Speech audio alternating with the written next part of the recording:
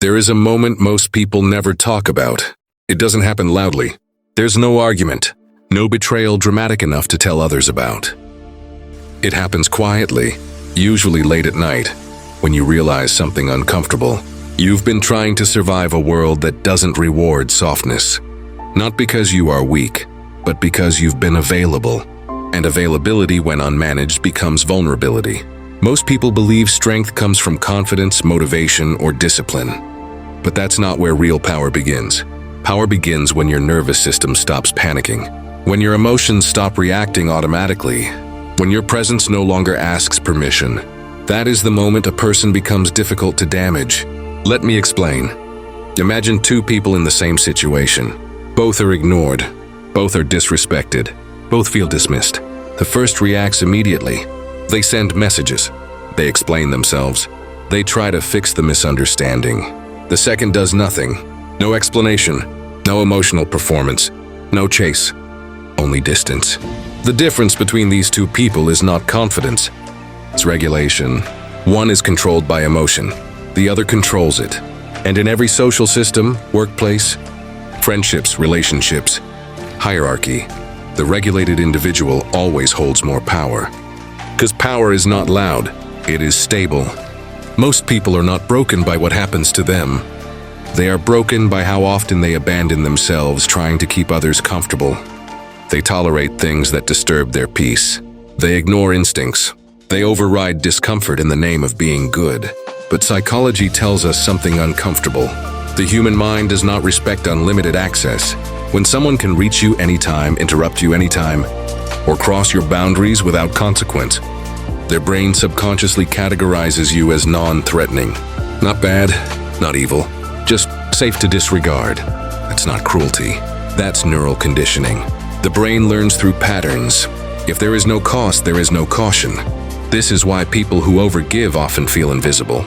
Not because they lack value, but because they removed friction. And friction is what creates gravity. People lean toward what feels solid. They respect what does not bend instantly. This is why emotional restraint changes how others treat you. Not because silence is manipulative, but because silence disrupts expectation. When someone expects access and receives distance, their brain becomes alert. Uncertainty activates attention. Predictability dulls it. That's a neurological fact. This is where transformation begins.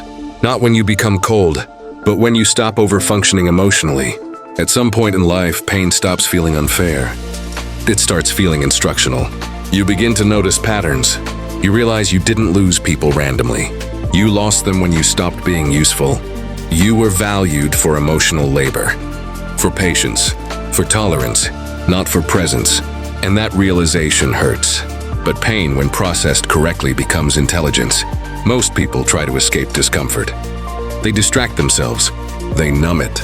They look for reassurance. But those who develop inner authority do something different. They analyze. They ask, why did this affect me? Why did this trigger me? Where did I surrender control? Pain reveals exactly where your internal boundaries collapsed. Every betrayal points to misplaced trust. Every rejection exposes where your self-worth depended externally. Every disappointment highlights expectation. Pain is data. When interpreted, it sharpens perception. This is why some people come out of hardship bitter, and others emerge precise. Precision is emotional maturity. It means you no longer react blindly. You respond deliberately, and that shift alone changes your entire social presence. People begin to feel something different around you. You speak less. You explain less. You react slower. Not because you are detached from life, but because you are no longer desperate for resolution. The need to be understood is one of the most overlooked psychological traps. It feels innocent. I just want them to know my intentions. But intentions do not create authority. Behavior does. The more you explain yourself, the more your brain stays in defense mode. Defense signals vulnerability. In social psychology, justification equals insecurity. Not because you're wrong, but because power never argues for its existence. People who carry internal certainty don't chase perception. They let perception form on its own. And when you stop correcting how others see you, something fascinating happens. You become unpredictable. And unpredictability increases perceived status. This is observable in leadership dynamics, group behavior, and even negotiation psychology. The person who talks the least often controls the direction, because silence creates psychological pressure. Others begin filling the gap. They project, they assume, they overthink, while you stay still. Stillness unsettles those who rely on emotional feedback. This is why silence feels heavy when it comes from someone who used to explain everything. It forces self-reflection, not argument. Most people fear silence because they equate it with abandonment. But silence is not absence. It is containment. It means your emotional energy no longer leaks, and energy that doesn't leak accumulates. This is the moment when detachment begins. Detachment is not indifference. It is non-attachment to outcome. You stop needing closure from people incapable of accountability. You stop begging for clarity from those who benefit from confusion. You stop chasing energy that retreats, because chasing places you below, not morally, psychologically. In every dynamic, the one who pursues seeks alignment. The one who withdraws sets terms. This doesn't make you superior. It makes you sovereign. You begin to understand that not everything deserves a response. Some things deserve distance. Distance is not punishment. It is filtration. It reveals who respects you and who only valued your availability. When you remove yourself without drama, without explanation, without announcement, something shifts. Those who relied on access feel discomfort. Those who valued you feel respect. This is how boundaries clarify relationships without words. Boundaries are not walls. They are rules of engagement. They tell the nervous system what is safe and what is not. When you don't enforce boundaries, your body remains in chronic stress, hypervigilance, resentment, fatigue, because your system knows something is wrong, even when your mind rationalizes it. This is why peace doesn't come from fixing people. It comes from protecting space. The moment you say no without guilt, your self-trust increases. The moment you walk away from disrespect without explanation, your internal authority strengthens. Self-respect is not confidence, it's consistency. And consistency teaches others how to treat you. This is where silence becomes more than restraint. It becomes strategy, not manipulation, alignment. You stop revealing everything. You stop narrating your thoughts. You stop making your emotional state public, and suddenly people know less about you, which means they control less. In modern life, oversharing is disguised as authenticity. But authenticity without discretion invites interference. When people know your fears, they know your pressure points. When they know your insecurities, they know where to push. Privacy protects power. This is not paranoia. It's psychological hygiene. You don't need secrecy. You need selectivity. Speak where there is safety. Be quiet where there is advantage. Silence allows observation, and observation reveals truth. People expose themselves when they think you're not reacting. They speak freely. They show intention. They reveal motive. This is how emotionally intelligent individuals navigate environments. Not by confrontation, by patience. This is where loyalty must be understood differently. Loyalty is not submission. Blind loyalty is not noble, it is dangerous. When you tie your identity to another person, group, or approval source, you create dependency. Dependency erodes autonomy. Autonomy is the root of authority. Strong individuals do not attach their survival to one person. They align, but remain independent. They cooperate, but retain exit power. The ability to walk away is the foundation of respect. When someone knows you can leave, they treat you carefully. When they know you cannot, they take liberties. This is not cynicism. It is behavioral economics applied to human relationships. Scarcity creates value. Self-respect creates scarcity.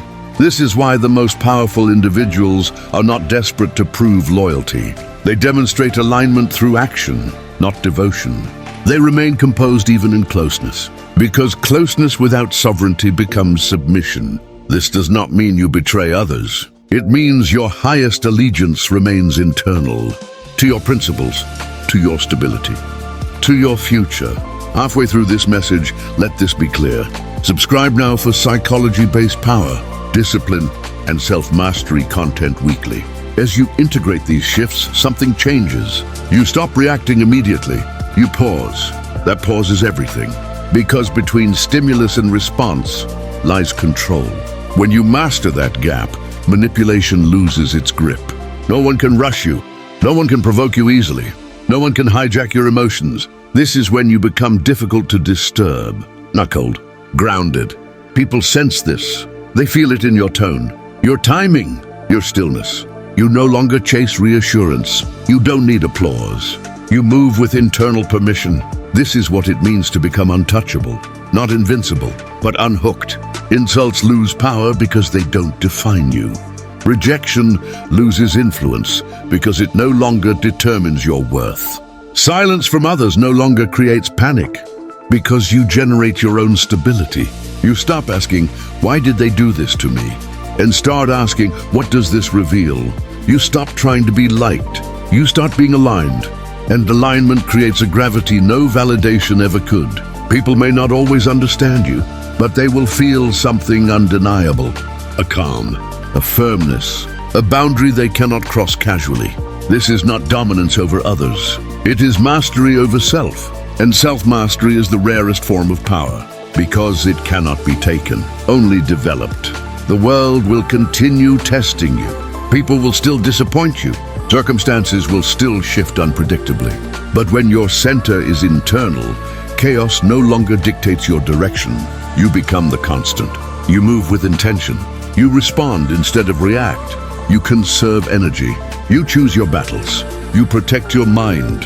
And eventually, people stop trying to play games with you, not because you threaten them, but because they sense cost. Cost of misalignment, cost of disrespect, cost of manipulation.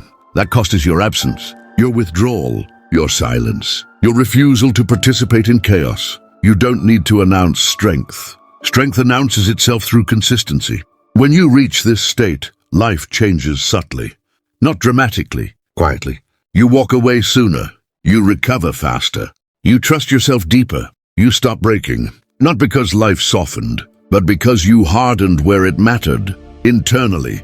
And that is the transformation most people never reach. They keep trying to change the world, but the ones who become untouchable change their relationship to it. They no longer beg. They no longer chase. They no longer bleed for approval. They stand, calm, aware, unmoved. Not loud rulers, but silent ones. And in a world addicted to reaction, the regulated mind always wins. If this message resonated with you, carry it forward. Not as aggression, not as bitterness, but as discipline. Because the strongest people are not the ones who dominate others. They are the ones who cannot be controlled. And once you become that person, nothing truly breaks you again.